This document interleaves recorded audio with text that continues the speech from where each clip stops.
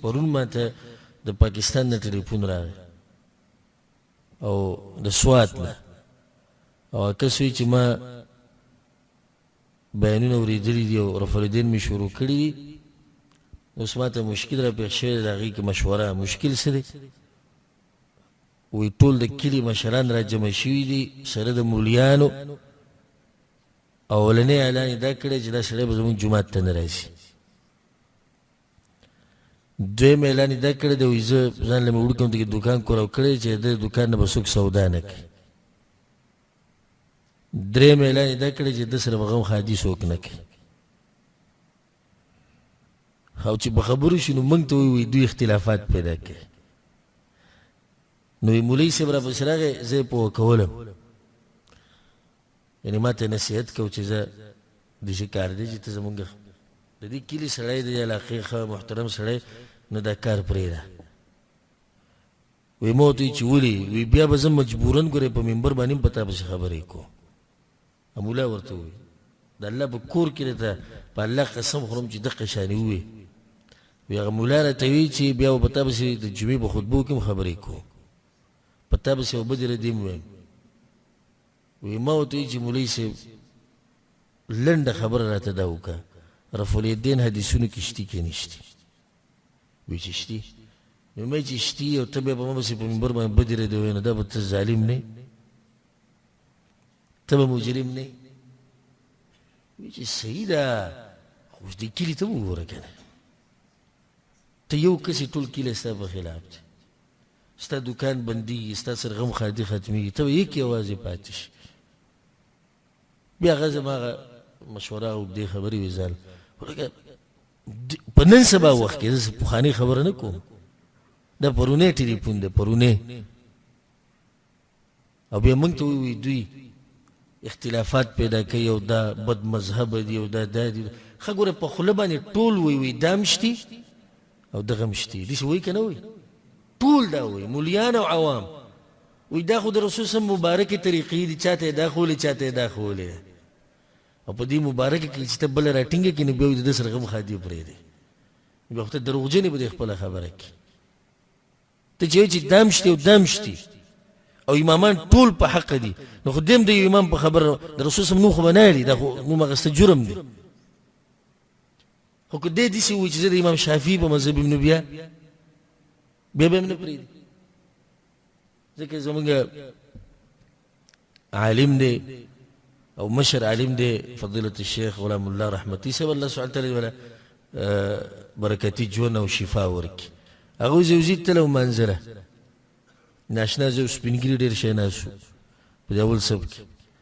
وایي چې ما لمونځ وکړو، ما پکې رفع الدین وکړو، چې څنګه مې سلام را وګرځوي سپین ږیرو شروع وکړه. مولوي صاحب تا څه وکړو؟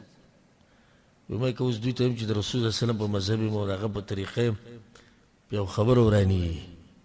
وایي ما ورته وایي چې جي زه د امام شافعي په مذهب. ها ها بیا صحیح دی، بیا صحیح دی، خو چې په یو مذهب یې د امام شافعي مذهب بیا صحیح ده کوئ، امام احمد بن حنبل په طریقې کوئ، امام مالک په طریقې کوئ، امام ابو حنیفه په طریقې کوئ، خو د رسول صلی الله علیه وسلم نوم که دې واخیستو نو بیا ګوره وابي، بیا به دشمني کوو، بیا به تا سره غم خادم ختمېږي، بیا به تا سره تجارت هم نه کوو، بیا به تا د کلي نه وباسو.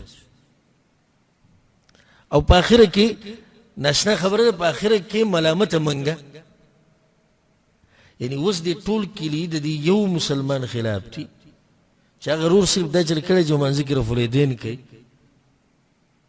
او په آخره کې ملامته ګوره دغه یو دی، دا ټول کلی بری دی، ټول کلی دیندار دی، ټول کلی برابر دی، خو دا یو بی دینه دی، دا یو اختلافات پیدا کوي، دا یو چې دی نو الټه راشي مولیان بیان کوي دوی د قرآن او حدیث خلاف دي. وایي د الله نه یره پکار ده.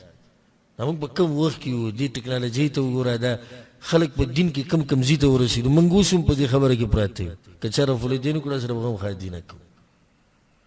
الله سبحانه وتعالی موږ توفیق راکړي د رسول صلی الله علیه وسلم په طریقه باندې عمل کولو. د یو ورور سوال کړی دی چې منځه کې رفع الدین کول د دریم رکعت نه چې سړی څلورم ته پاسي بیا به یې کوي او که نه به یې کوي؟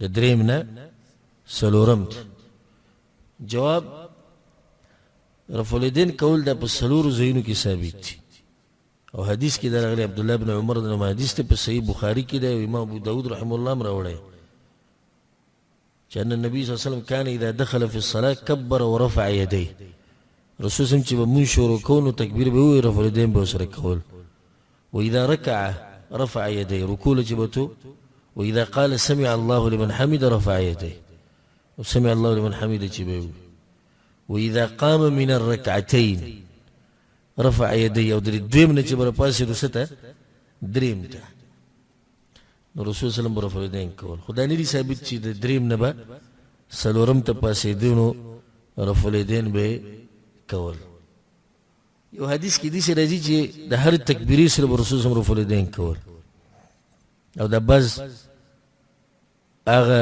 خلک چې هغوی د رفع الیدینو سره دشمني ده نو هغوی دا اعتراض کوي چې تاسو خو د هر تکبیر سره رفع الیدین نه کوئ نو بیا بعض علما دا وایي چې دغه حدیث شاذ دی او د نورو حدیثونو مقابله نشي کولی او بعض دا وایي چې نه دا ښه صحیح حدیث دی خو کله نا کله به پرې عمل کېږي کله نا کله او زما خپل ځاني زړه په دې مطمئن دی چې کله نا کله به په دې باندې عمل کېږي چې د هر تکبیر سره به څه کې رفع الیدین کوم ځای کې چې الله اکبر وایي سره رفع الیدین کله نا کله به داسې کې او دا خلک اعتراض کوي چې دې سره دشمني یعنی دومره دشمني چې